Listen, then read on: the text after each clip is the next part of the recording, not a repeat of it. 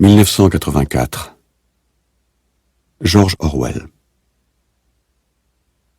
C'était une journée d'avril froide et claire. Les horloges sonnaient 13 heures. Winston Smith, le menton rentré dans le cou, s'efforçait d'éviter le vent mauvais. Il passa rapidement la porte vitrée du bloc des Maisons de la Victoire. Pas assez rapidement cependant pour empêcher que s'engouffre en même temps que lui un tourbillon de poussière et de sable. Le hall sentait le chou cuit et le vieux tapis. À l'une de ses extrémités, une affiche de couleur, trop vaste pour ce déploiement intérieur, était clouée au mur. Elle représentait simplement un énorme visage large de plus d'1 mètre, le visage d'un homme d'environ 45 ans, à l'épaisse moustache noire, aux traits accentués et beaux. Winston se dirigea vers l'escalier. Il était inutile d'essayer de prendre l'ascenseur. Même aux meilleures époques, il fonctionnait rarement. Actuellement d'ailleurs, le courant électrique était coupé dans la journée. C'était une des mesures d'économie prises en vue de la semaine de la haine. Son appartement était au 7e. Winston, qui avait 39 ans et souffrait d'un ulcère variqueux au-dessus de la cheville droite, montait lentement. Il s'arrêta plusieurs fois en chemin pour se reposer. À chaque palier, sur une affiche collée au mur, face à la cage de l'ascenseur, l'énorme visage vous fixait du regard. C'était un de ces portraits arrangés de telle sorte que les yeux semblent suivre celui qui passe. Une légende sous le portrait disait « Big Brother vous regarde ». À l'intérieur de l'appartement de Winston, une voix sucrée faisait entendre une série de nombres, qui avaient trait à la production de la fonte. La voix provenait d'une plaque de métal oblongue, miroir terne encastré dans le mur de droite. Winston tourna un bouton et la voix diminua de volume. Mais les mots étaient encore distincts. Le son de l'appareil, du télécran, comme on disait, pouvait être assourdi, mais il n'y avait aucun moyen de l'éteindre complètement. Winston se dirigea vers la fenêtre. Il était de stature frêle, plutôt petite, et sa maigreur était soulignée par la combinaison bleue, uniforme du parti. Il avait les cheveux très blonds, le visage naturellement sanguin, la peau durcie par le savon grossier, les lames de rasoir émoussées et le froid de l'hiver qui venait de prendre fin. Au dehors, même à travers le carreau de la fenêtre fermée, le monde paraissait froid. Dans la rue, de petits remous de vent faisaient tourner en spirale la poussière et le papier déchiré. Bien que le soleil brillât et que le ciel fût d'un bleu dur, tout semblait décoloré, hormis les affiches collées partout. De tous les carrefours importants, le visage à la moustache noire vous fixait du regard. Il y en avait un sur le mur d'en face. « Big Brother vous regarde », répétait la légende, tandis que le regard des yeux noirs pénétrait les yeux de Winston. Au niveau de la rue, une autre affiche, dont un angle était déchiré, battait par à-coups dans le vent, couvrant et découvrant alternativement un seul mot. Anxos. Au loin, un hélicoptère glissa entre les toits, plana un moment, telle une mouche bleue, puis repartit comme une flèche dans un vol courbe. C'était une patrouille qui venait mettre le nez aux fenêtres des gens. Mais les patrouilles n'avaient pas d'importance. Seule comptait la police de la pensée. Derrière Winston, la voix du télécran continuait à débiter des renseignements sur la fonte et sur le dépassement des prévisions pour le 9e plan triennal. Le télécran recevait et transmettait simultanément. Il captait tous les sons émis par Winston au-dessus d'un chuchotement très bas. De plus, tant que Winston demeurait dans le champ de vision de la plaque de métal, il pouvait être vu aussi bien qu'entendu. Naturellement, il n'y avait pas moyen de savoir si, à un moment donné, on était surveillé. Combien de fois et suivant quel plan, la police de la pensée se branchait-elle sur une ligne individuelle quelconque? Personne ne pouvait le savoir. On pouvait même imaginer qu'elle surveillait tout le monde, constamment. Mais de toute façon, elle pouvait mettre une prise sur votre ligne chaque fois qu'elle le désirait.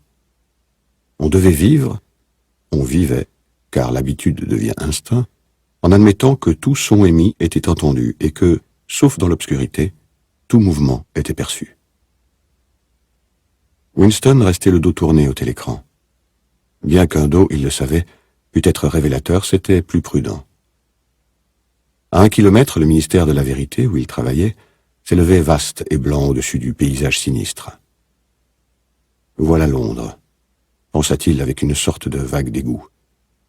Londres, capitale de la première région aérienne, la troisième, par le chiffre de sa population, des provinces de l'Océanien. Il essaya d'extraire de sa mémoire quelques souvenirs d'enfance qui lui indiqueraient si Londres avait toujours été tout à fait comme il la voyait. Y avait-il toujours eu ces perspectives de maisons du XIXe siècle en ruine, ces murs étayés par des poutres, ce carton aux fenêtres pour remplacer les vitres, ces toits plâtrés de tôle ondulée, ces clôtures de jardins délabrées et penchées dans tous les sens? Y avait-il eu toujours ces emplacements bombardés où la poussière de plâtre tourbillonnait, où l'épilobe grimpait sur des monceaux de décombres, et ces endroits où les bombes avaient dégagé un espace plus large, et où avaient jailli de sordides colonies d'habitacles en bois semblables à des cabanes à lapins? Mais c'était inutile.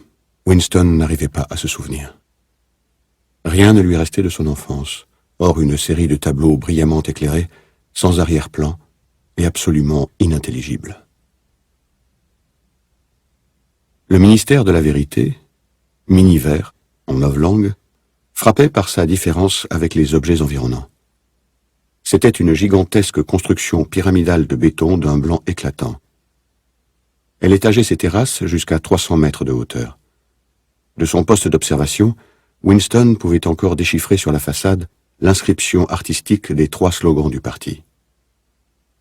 La guerre, c'est la paix. La liberté, c'est l'esclavage. L'ignorance, c'est la force. Le ministère de la Vérité comprenait, disait-on, 3000 pièces au-dessus du niveau du sol, et des ramifications souterraines correspondantes. Disséminées dans Londres, il n'y avait que 3 autres constructions d'apparence et de dimensions analogues. Elles écrasaient si complètement l'architecture environnante que, du toit du bloc de la Victoire, on pouvait les voir toutes les 4 simultanément. C'étaient les locaux des 4 ministères entre lesquels se partageait la totalité de l'appareil gouvernemental. Le ministère de la Vérité qui s'occupait des divertissements, de l'information, de l'éducation et des beaux-arts. Le ministère de la Paix qui s'occupait de la guerre. Le ministère de l'Amour qui veillait au respect de la loi et de l'ordre. Le ministère de l'Abondance qui était responsable des affaires économiques. Leurs noms en novlangue étaient Miniver, Minipax, Mini-Amour, Mini-Plein. Le ministère de l'Amour était le seul réellement effrayant. Il n'avait aucune fenêtre. Winston n'y était jamais entré et ne s'en était même jamais trouvé à moins d'1 kilomètre. C'était un endroit où il était impossible de pénétrer, sauf pour affaires officielles, et on n'y arrivait qu'à travers un labyrinthe de barbelés enchevêtrés, de portes d'acier, de nids de mitrailleuses dissimulées. Même les rues qui menaient aux barrières extérieures étaient parcourues par des gardes en uniforme noir, à face de gorille, armés de matraques articulées. Winston fit brusquement demi-tour. Il avait fixé sur ses traits l'expression de tranquille optimisme qu'il était prudent de montrer quand on était en face du télécran. Il traversa la pièce pour aller à la minuscule cuisine. En laissant le ministère à cette heure, il avait sacrifié son repas de la cantine. Il n'ignorait pas qu'il n'y avait pas de nourriture à la cuisine, sauf un quignon de pain noirâtre qu'il devait garder pour le petit déjeuner du lendemain. Il prit sur l'étagère une bouteille d'un liquide incolore qui portait une étiquette blanche, où s'inscrivaient clairement les mots « Gin de la Victoire ». Le liquide répandait une odeur huileuse, écœurante, comme celle de l'eau-de-vie de riz des Chinois. Winston en versa presque une pleine tasse, s'arma de courage pour supporter le choc, et avala le gin comme une médecine. Instantanément, son visage devint écarlate, et des larmes lui sortirent des yeux. Le breuvage était comme de l'acide nitrique, et de plus, on avait en l'avalant la sensation d'être frappé à la nuque par une trique de caoutchouc. La minute d'après, cependant, la brûlure de son estomac avait disparu, et le monde commença à lui paraître plus agréable. Il prit une cigarette dans un paquet froissé marqué « Cigarette de la Victoire », et imprudemment la tint verticalement, ce qui fit tomber le tabac sur le parquet. Il fut plus heureux avec la cigarette suivante. Il retourna dans le living room et s'assit à une petite table qui se trouvait à gauche du télécran. Il sortit du tiroir un porte-plume, un flacon d'encre, un incarto épais et vierge, au dos rouge et à la couverture marbrée. Le télécran du living room était, pour une raison quelconque, placé en un endroit inhabituel. Au lieu de se trouver comme il était normal dans le mur du fond, où il aurait commandé toute la pièce, il était dans le mur plus long qui faisait face à la fenêtre. Sur un de ses côtés, là où Winston était assis, il y avait une alcôve peu profonde qui, lorsque les appartements avaient été aménagés, était probablement destinée à recevoir des rayons de bibliothèque. Quand il s'asseyait dans l'alcôve, bien en arrière, Winston pouvait se maintenir en dehors du champ de vision du télécran. Il pouvait être entendu, bien sûr, mais aussi longtemps qu'il demeurait dans sa position actuelle, il ne pourrait être vu. C'était l'aménagement particulier de la pièce qui avait en partie fait naître en lui l'idée de ce qu'il allait maintenant entreprendre. Mais cette idée lui avait aussi été suggérée par l'album qu'il venait de prendre dans le tiroir. C'était un livre spécialement beau. Son papier crémeux et lisse, un peu jauni par le temps, était d'une qualité qui n'était plus fabriquée depuis 40 ans au moins. Winston estimait cependant que le livre était beaucoup plus vieux que cela. Il l'avait vu traîner à la vitrine d'un bric-à-brac moisissant, dans un sordide quartier de la ville, lequel, exactement, il ne s'en souvenait pas, et avait immédiatement été saisi du désir irrésistible de le posséder. Les membres du parti, normalement, ne devaient pas entrer dans les boutiques ordinaires. Cela s'appelait acheter au marché libre. Mais la règle n'était pas strictement observée, car il y avait différents articles tels que les lacets de souliers, les lames de rasoir, sur lesquels il était impossible de mettre la main autrement. Il avait d'un rapide coup d'œil parcouru la rue du haut en bas, puis s'était glissé dans la boutique et avait acheté le livre $2,50. Il n'avait pas conscience, à ce moment-là, que son désir impliqua un but déterminé. Comme un criminel, il avait emporté dans sa serviette ce livre qui, même sans aucun texte, était compromettant. Ce qu'il allait commencer, c'était son journal. Ce n'était pas illégal. Rien n'était illégal, puisqu'il n'y avait plus de loi. Mais s'il était découvert, il serait sans aucun doute puni de mort, ou de 25 ans au moins de travaux forcés dans un camp. Winston adapta une plume au porte-plume et la suça pour en enlever la graisse. Une plume était un article archaïque, rarement employé, même pour les signatures. Il s'en était procuré une furtivement et avec quelques difficultés, simplement parce qu'il avait le sentiment que le beau papier crémeux appelait le tracé d'une réelle plume, plutôt que les éraflures d'un crayon à encre. À dire vrai, il n'avait pas l'habitude d'écrire à la main. En dehors de très courtes notes, il était d'usage de tout dicter au phonoscript, ce qui, naturellement, était impossible pour ceux qu'il projetait. Il plongea la plume dans l'encre, puis hésita une seconde. Un tremblement lui parcourait les entrailles. Faire un trait sur le papier était un acte décisif. En petites lettres maladroites, il écrivit « 4 avril 1984 ». Il se redressa. Un sentiment de complète impuissance s'était emparé de lui. Pour commencer, il n'avait aucune certitude que ce fût vraiment 1984. On devait être aux alentours de cette date, car il était sûr d'avoir 39 ans, et il croyait être né en 1944 ou 1945. Mais par les temps qui couraient, il n'était possible de fixer une date qu'à 1 ou 2 ans près. Pour qui écrivait-il ce journal? Cette question brusquement s'imposa à lui. Pour l'avenir? Pour des gens qui n'étaient pas nés? Son esprit erra un moment autour de la date approximative, écrite sur la page, puis bondit sur un mot novlangue. Double pensée. Pour la première fois, l'ampleur de son entreprise lui apparut. Comment communiquer avec l'avenir? C'était impossible intrinsèquement. Ou l'avenir ressemblerait au présent, et on ne l'écouterait pas, ou il serait différent et son enseignement, dans ce cas, n'aurait aucun sens. Pendant un moment, il fixa stupidement le papier. L'émission du télécran s'était changée en une stridente musique militaire.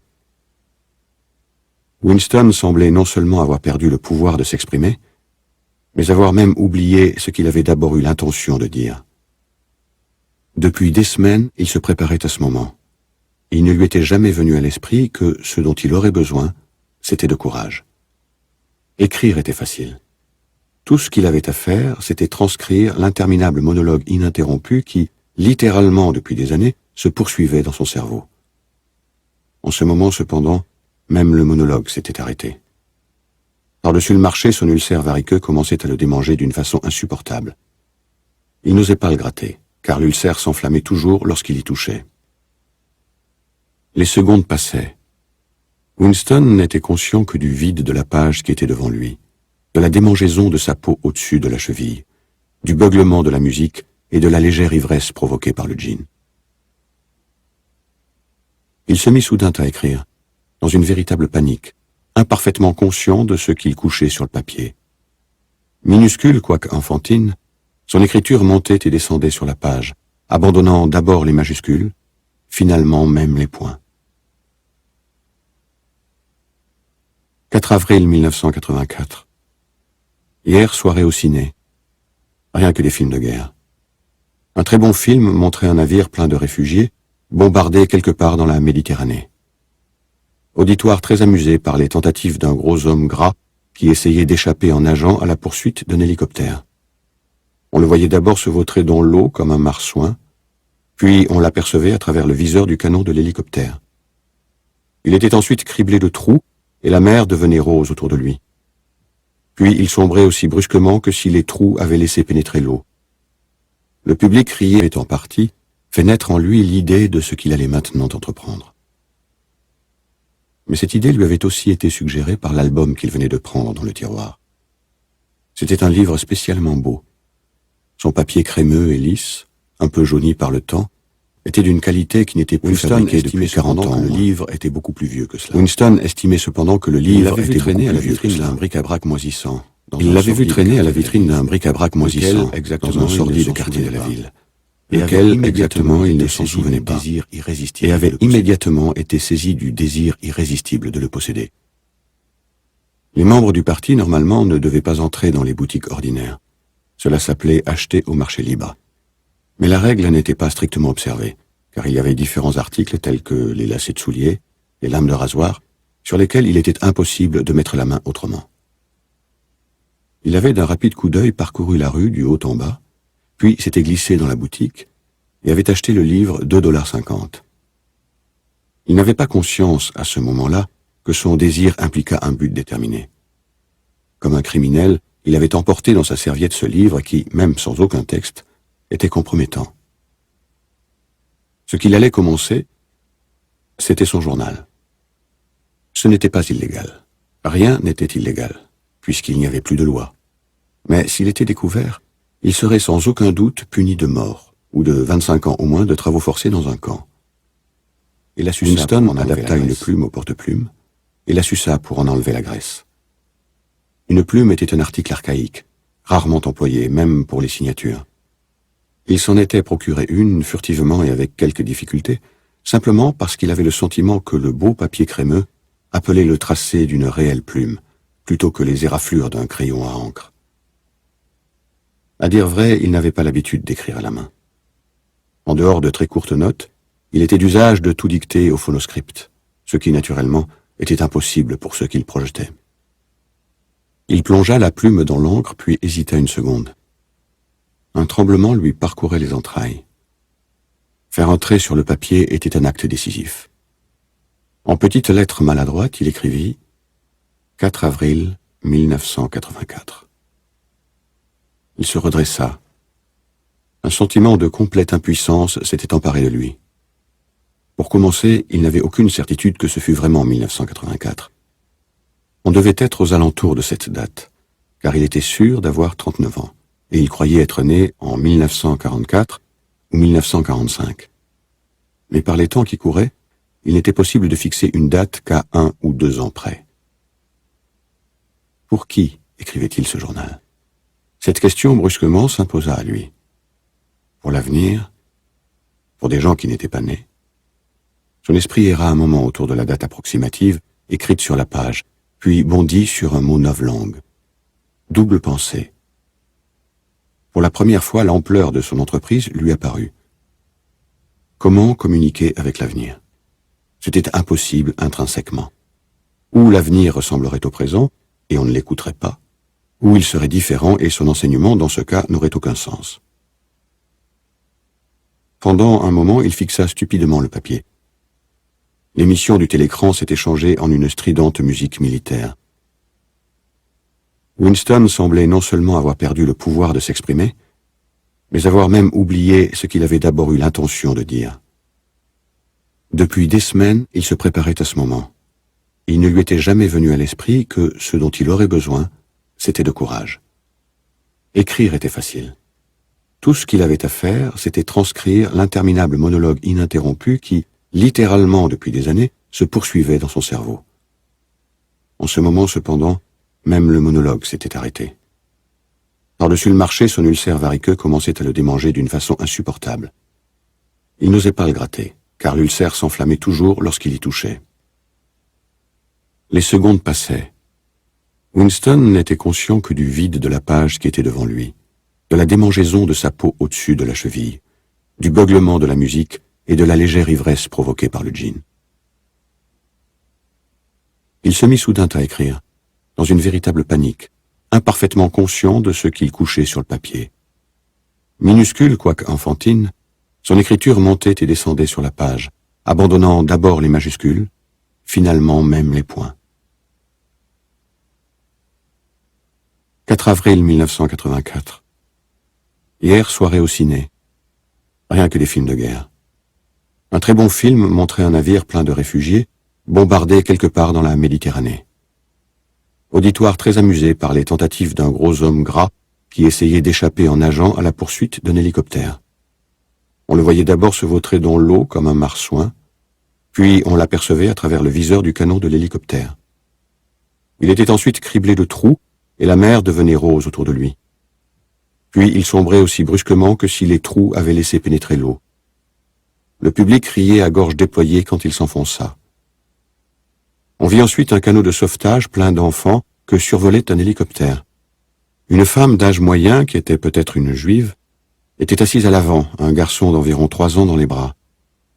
Petit garçon criait de frayeur et se cachait la tête entre les seins de sa mère, comme s'il essayait de se terrer en elle, et la femme l'entourait de ses bras et le réconfortait alors qu'elle était elle-même verte de frayeur. Elle le recouvrait autant que possible, comme si elle croyait que ses bras pourraient écarter de lui les balles. Ensuite, l'hélicoptère lâcha sur eux une bombe de 20 kilos qui éclata avec un éclair terrifiant, et le bateau vola en éclats. Il y eut ensuite l'étonnante projection d'un bras d'enfant montant droit dans l'air. Un hélicoptère muni d'une caméra a dû le suivre, et il y eut des applaudissements nourris venant des fauteuils.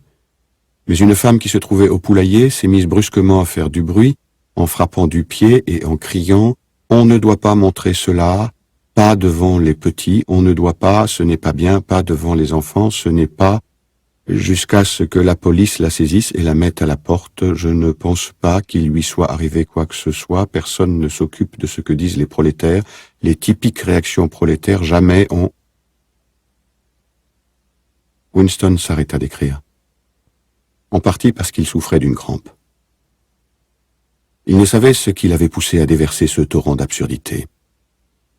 Mais le curieux était que, tandis qu'il écrivait, un souvenir totalement différent s'était précisé dans son esprit, au point qu'il se sentait presque capable de l'écrire.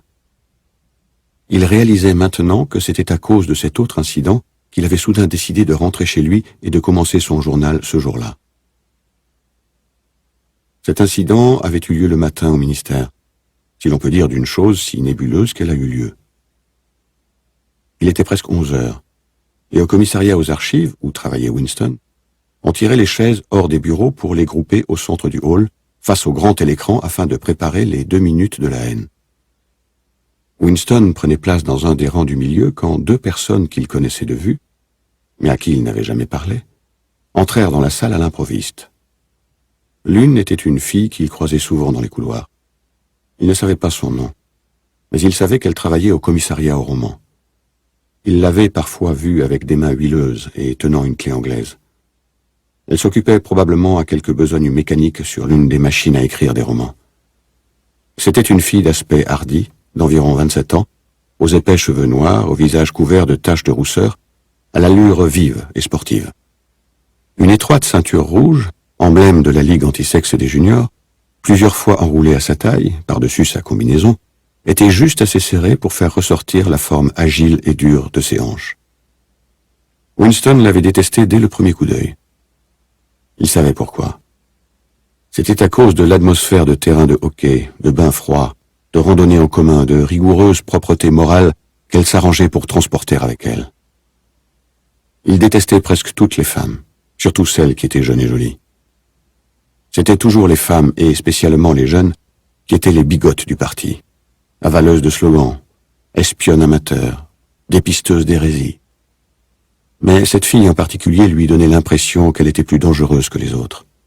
Une fois, alors qu'ils se croisaient dans le corridor, elle lui avait lancé un rapide regard de côté qui semblait le transpercer et l'avait rempli un moment d'une atroce terreur.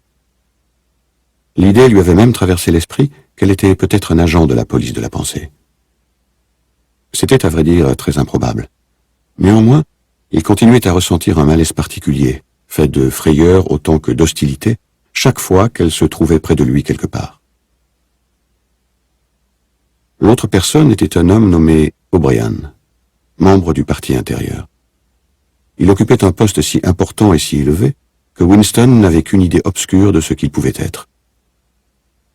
Un silence momentané s'établit dans le groupe des personnes qui entouraient les chaises quand elles virent approcher sa combinaison noire, celle d'un membre du parti intérieur.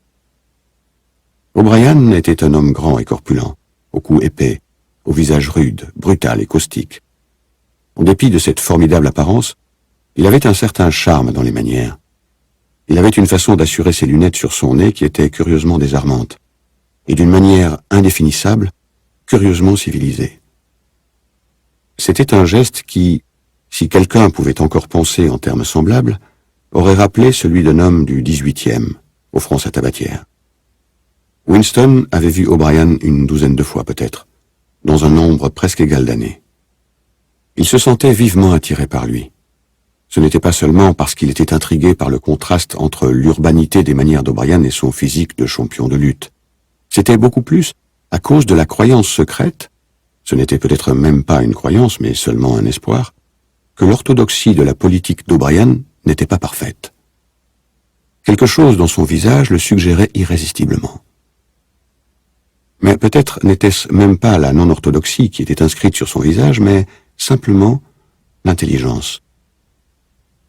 De toute façon, il paraissait être quelqu'un à qui l'on pourrait parler si l'on pouvait duper le télécran et le voir seul. Winston n'avait jamais fait le moindre effort pour vérifier cette supposition. En vérité, il n'y avait aucun moyen de la vérifier. O'Brien, à ce moment, regarda son bracelet-montre, vit qu'il était près de 11 heures et décida, de toute évidence, de rester dans le commissariat aux archives jusqu'à la fin des 2 minutes de la haine. Il prit une chaise sur le même rang que Winston, 2 places plus loin. Une petite femme rousse qui travaillait dans la cellule voisine de celle de Winston les séparait. La fille aux cheveux noirs était assise immédiatement derrière eux. Un instant plus tard, un horrible crissement, comme celui de quelque monstrueuse machine tournant sans huile, éclata dans le grand télécran du bout de la salle. C'était un bruit à vous faire grincer des dents et à vous hérisser les cheveux. La haine avait commencé. Comme d'habitude, le visage d'Emmanuel Goldstein, l'ennemi du peuple, avait jailli sur l'écran. Il y eut des coups de sifflet çà et là dans l'assistance. La petite femme rousse jeta un cri de frayeur et de dégoût. Goldstein était le renégat et le traître. Il y avait longtemps, combien de temps personne ne le savait exactement, il avait été l'un des meneurs du parti presque au même titre que Big Brother lui-même. Il s'était engagé dans une activité contre-révolutionnaire, avait été condamné à mort, s'était mystérieusement échappé et avait disparu. Le programme des 2 minutes de la haine variait d'un jour à l'autre, mais il n'y en avait pas dans lequel Goldstein ne fût la principale figure. Il était le traître fondamental, le premier profanateur de la pureté du parti. Tous les crimes subséquents contre le parti, trahison, actes de sabotage, hérésie, déviation, jaillissaient directement de son enseignement. Quelque part, on ne savait où, il vivait encore et ourdissait des conspirations, peut-être au-delà des mers, sous la protection des maîtres étrangers qui le payaient. Peut-être, comme on le murmurait parfois, dans l'Océania même, en quelques lieux secrets. Le diaphragme de Winston s'était contracté. Il ne pouvait voir le visage de Goldstein sans éprouver un pénible mélange d'émotions. C'était un mince visage de juif, largement auréolé de cheveux blancs vaporeux, qui portait une barbiche en forme de bouc, un visage intelligent et pourtant méprisable par quelque chose qui lui était propre, avec une sorte de sottise sénile dans le long nez mince, sur lequel, près de l'extrémité, était perchée une paire de lunettes. Ce visage ressemblait à celui d'un mouton, et la voix, elle aussi, était du genre bêlant. Goldstein débitait sa venimeuse attaque habituelle contre les doctrines du parti. Une attaque si exagérée et si perverse qu'un enfant aurait pu la percer à jour. Et cependant juste assez plausible pour remplir chacun de la crainte que d'autres, moins bien équilibrés, pussent s'y laisser prendre. Goldstein insultait Big Brother, dénonçait la dictature du parti, exigeait l'immédiate conclusion de la paix avec le razzia, défendait la liberté de parler, la liberté de la presse, la liberté de réunion, la liberté de penser. Il criait hystériquement que la révolution avait été trahie, et cela en un rapide discours polysyllabique qui était une parodie du style habituel des orateurs du parti et comprenait même des mots novlangues. Plus de mots novlangues même qu'aucun orateur du parti n'aurait normalement employé dans la vie réelle. Et pendant ce temps, pour que personne ne pût douter de la réalité de ce que recouvrait le boniment spécieux de Goldstein, derrière sa tête, sur l'écran, marchaient les colonnes sans fin de l'armée eurasienne, rang après rang d'hommes, à l'aspect robuste, au visage inexpressif d'asiatiques, qui venaient déboucher sur l'écran et s'évanouissaient, pour être immédiatement remplacés par d'autres exactement semblables. Le sourd martèlement rythmé des bottes des soldats formait l'arrière-plan de la voix bêlante de Goldstein. Avant les 30 secondes de la haine, la moitié des assistants laissaient échapper des exclamations de rage. Le visage de mouton satisfait et la terrifiante puissance de l'armée eurasienne étaient plus qu'on n'en pouvait supporter. Par ailleurs, voir Goldstein ou même penser à lui produisait automatiquement la crainte et la colère. Il était un objet de haine plus constant que l'Eurasia ou l'Estasia, puisque lorsque l'Océania était en guerre avec une de ses puissances, elle était généralement en paix avec l'autre. Mais l'étrange était que, bien que Goldstein fût haï et méprisé par tout le monde, bien que tous les jours et 1 millier de fois par jour, sur les estrades, au télécran, dans les journaux, dans les livres, ces théories fussent réfutées, écrasées, ridiculisées, que leur pitoyable sottise fût exposée au regard de tous, en dépit de tout cela, son influence ne semblait jamais diminuer. Il y avait toujours de nouvelles dupes qui attendaient d'être séduites par lui. Pas un jour ne se passait que des espions et des saboteurs à ses ordres ne fussent démasqués par la police de la pensée. Il commandait une grande armée ténébreuse, un réseau clandestin de conspirateurs qui se consacrait à la chute de l'État. On croyait que cette armée s'appelait la Fraternité. Il y avait aussi des histoires que l'on chuchotait à propos d'un livre terrible, résumé de toutes les hérésies, dont Goldstein était l'auteur, et qui circulait clandestinement çà et là. Ce livre n'avait pas de titre. Les gens s'y référaient, s'ils s'y référaient jamais, en disant simplement « le livre ». Mais on ne savait de telles choses que par de vagues rumeurs. Ni la fraternité, ni le livre n'étaient des sujets qu'un membre ordinaire du parti mentionnerait s'il pouvait l'éviter. À la seconde minute, la haine tourna au délire. Les gens sautaient sur place et criaient de toute leur force pour s'efforcer de couvrir le bêlement affolant qui venait de l'écran. Même le lourd visage d'O'Brien était rouge. Il était assis très droit sur sa chaise. Sa puissante poitrine se gonflait et se contractait comme pour résister à l'assaut d'une vague. La petite femme aux cheveux roux avait tourné au rose vif, et sa bouche s'ouvrait et se fermait comme celle d'un poisson hors de l'eau. La fille brune qui était derrière Winston criait « Cochon! Cochon! Cochon !» Elle saisit soudain un lourd dictionnaire novlangue et le lança sur l'écran. Il atteignit le nez de Goldstein et rebondit. La voix continuait, inexorable. Dans un moment de lucidité, Winston se vit criant avec les autres et frappant violemment du talon contre les barreaux de sa chaise. L'horrible dans ces 2 minutes de la haine était non qu'on fût obligé d'y jouer un rôle, mais que l'on ne pouvait, au contraire, éviter de s'y joindre. Au bout de 30 secondes, toute feinte, toute dérobade devenait inutile. Une hideuse extase faite de frayeur et de rancune, un désir de tuer, de torturer, d'écraser des visages sous un marteau, semblait se répandre dans l'assistance comme un courant électrique, et transformer chacun, même contre sa volonté, en un fou vociférant et grimaçant. Mais la rage que ressentait chacun était une émotion abstraite, indirecte, que l'on pouvait tourner d'un objet vers un autre comme la flamme d'un photophore. Ainsi, à un moment, la haine qu'éprouvait Winston n'était pas du tout dirigée contre Goldstein, mais contre Big Brother, le parti et la police de la pensée. À de tels instants, son cœur allait au solitaire hérétique bafoué sur l'écran, seul gardien de la vérité et du bon sens dans un monde de mensonges. Pourtant, l'instant d'après, Winston était de cœur avec les gens qui l'entouraient, et tout ce que l'on disait de Goldstein lui semblait vrai. Sa secrète aversion contre Big Brother se changeait alors en adoration. Big Brother semblait s'élever, protecteur invincible et sans frayeur, dressé comme un roc contre les hordes asiatiques. Goldstein, en dépit de son isolement, de son impuissance et du doute qui planait sur son existence même, semblait un sinistre enchanteur, capable, par le seul pouvoir de sa voix, de briser la structure de la civilisation. On pouvait même, par moments, tourner le courant de sa haine dans une direction ou une autre par un acte volontaire. Par un violent effort analogue à celui par lequel, dans un cauchemar, la tête s'arrache de l'oreiller, Winston réussit soudain à transférer sa haine du visage qui était sur l'écran à la fille aux cheveux noirs placée derrière lui. De vivaces et splendides hallucinations lui traversèrent rapidement l'esprit. Cette fille, il la fouettait à mort avec une trique de caoutchouc. Il l'attachait nue à un poteau et la criblait de flèches comme un Saint-Sébastien. Il la violait et, au moment de la jouissance, lui coupait la gorge. Il réalisa alors mieux qu'auparavant pour quelle raison exactement il la détestait. Il la détestait parce qu'elle était jeune, jolie et asexuée, parce qu'il désirait coucher avec elle et qu'il ne le ferait jamais, parce que autour de sa douce et souple taille qui semblait appeler un bras, il n'y avait que l'odieuse ceinture rouge, agressif symbole de chasteté. La haine était là, à son paroxysme. La voix de Goldstein était devenue un véritable bêlement de mouton, et pour un instant, Goldstein devint un mouton. Puis le visage de mouton se fondit en une silhouette de soldat eurasien qui avança, puissant et terrible, dont le grondement de sa mitrailleuse et sembla jaillir de l'écran, si bien que quelques personnes du premier rang reculèrent sur leur siège.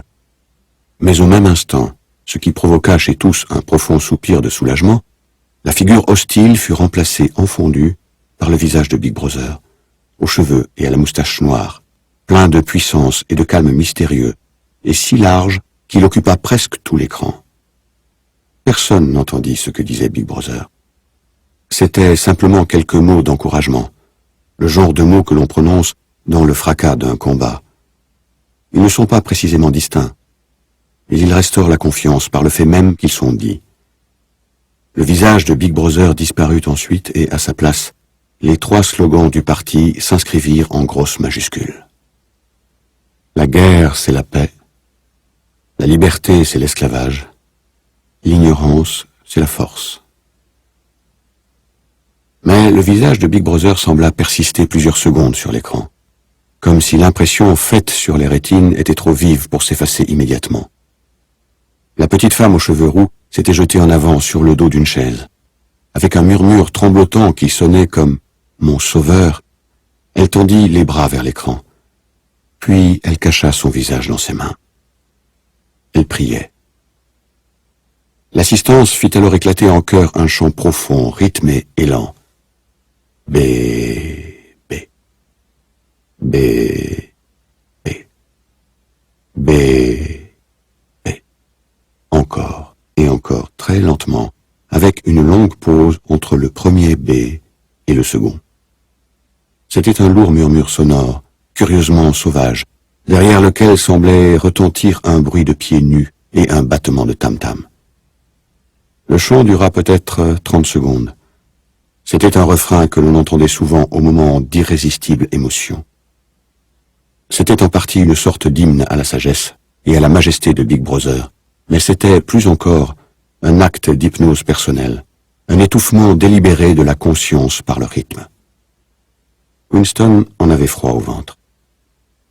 Pendant les 2 minutes de la haine, il ne pouvait s'empêcher de partager le délire général. Mais ce chant sous-humain de B, B, B, B l'emplissait toujours d'horreur. Naturellement, il chantait avec les autres.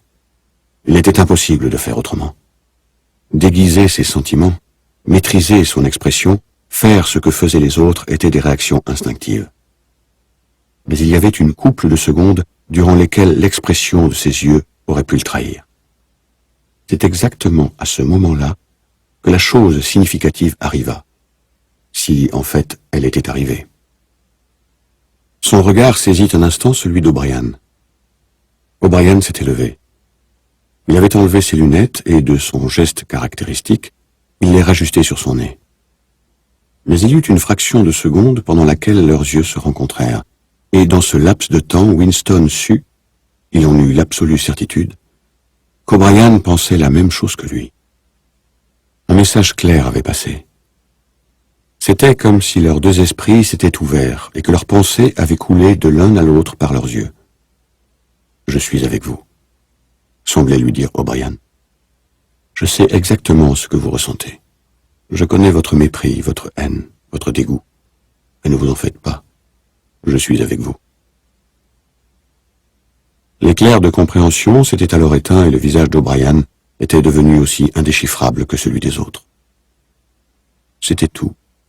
Et Winston doutait déjà que cela se fût passé. De tels incidents n'avaient jamais aucune suite. Leur seul effet était de garder vivace en lui la croyance, l'espoir, que d'autres que lui étaient les ennemis du parti. Peut-être les rumeurs de vastes conspirations étaient-elles après tout exactes.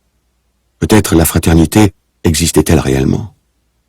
Il était impossible, en dépit des innombrables arrestations, confessions et exécutions, d'être sûr que la fraternité n'était pas simplement un mythe. Il y avait des jours où il y croyait, des jours où il n'y croyait pas. On ne possédait pas de preuves, mais seulement de vacillantes lueurs qui pouvaient tout signifier, ou rien. Bribes entendues de conversation, griffonnages indistincts sur les murs des Water. Une fois même, lors de la rencontre de deux étrangers, un léger mouvement des mains qui aurait pu être un signe de reconnaissance. Ce n'était que des suppositions. Il avait probablement tout imaginé. Il était retourné à son bureau sans avoir de nouveau regardé O'Brien. L'idée de prolonger leur contact momentané lui traversa à peine l'esprit. Cela aurait été tout à fait dangereux, même s'il avait su comment s'y prendre. Pendant 1, 2 secondes, ils avaient échangé un regard équivoque, et l'histoire s'arrêtait là. Même cela, pourtant, était un événement mémorable, dans la solitude fermée où chacun devait vivre. Winston se réveilla et se redressa. Il éructa. Le gin lui est remonté de l'estomac. Son attention se concentra de nouveau sur la page. Il s'aperçut que pendant qu'il s'était oublié à méditer, il avait écrit d'une façon automatique. Ce n'était plus la même écriture maladroite et serrée. Sa plume avait glissé voluptueusement sur le papier lisse et avait tracé plusieurs fois, en grandes majuscules nettes, les mots « Abba, Big Brother ». Abba, Big Brother. Abba, Big Brother. Abba, Big Brother. Abba, Big Brother.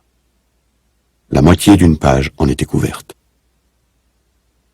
Il ne put lutter contre un accès de panique. C'était absurde, car le fait d'écrire ces mots n'était pas plus dangereux que l'acte initial d'ouvrir un journal. Mais il fut tenté un moment de déchirer les pages gâchées et d'abandonner entièrement son entreprise. Il n'en fit cependant rien, car il savait que c'était inutile. Qu'il écrivit ou n'écrivit pas Abba Big Brother n'avait pas d'importance. Qu'il continuât ou arrêtât le journal n'avait pas d'importance. De toute façon, la police de la pensée ne le raterait pas. Il avait perpétré, et aurait perpétré, même s'il n'avait jamais posé la plume sur le papier, le crime fondamental qui contenait tous les autres. Crime par la pensée, disait-on. Le crime par la pensée n'était pas de ceux que l'on peut éternellement dissimuler. On pouvait ruser avec succès pendant un certain temps, même pendant des années, mais tôt ou tard, c'était forcé, il vous avait. C'était toujours la nuit. Les arrestations avaient invariablement lieu la nuit. Il y avait le brusque sursaut du réveil, la main rude qui secoue l'épaule, les lumières qui éblouissent, le cercle de visages dur autour du lit. Dans la grande majorité des cas, il n'y avait pas de procès, pas de déclaration d'arrestation. Des gens disparaissaient, simplement, toujours pendant la nuit. Leur nom était supprimé des registres. Tout souvenir de leurs actes était effacé. Leur existence était niée, puis oubliée. Ils étaient abolis, rendus au néant, vaporisés, comme on disait. Winston, un instant, fut en proie à une sorte d'hystérie. Il se mit à écrire en un gribouillage rapide et désordonné. Ils me fusilleront, ça m'est égal, ils me troueront la nuque, cela m'est égal, à bas, Big Brother. Ils visent toujours la nuque, cela m'est égal, à bas, Big Brother. Il se renversa sur sa chaise, légèrement honteux de lui-même, et déposa son porte-plume. Puis il sursauta violemment. On frappait à la porte. Déjà. Il resta assis immobile comme une souris, dont l'espoir futile que le visiteur, quel qu'il fût, s'en irait après un seul appel. Mais non. Le bruit se répéta. Le pire serait de faire attendre. Son cœur battait à se rompre, mais son visage, grâce à une longue habitude, était probablement sans expression. Il se leva et se dirigea lourdement vers la porte.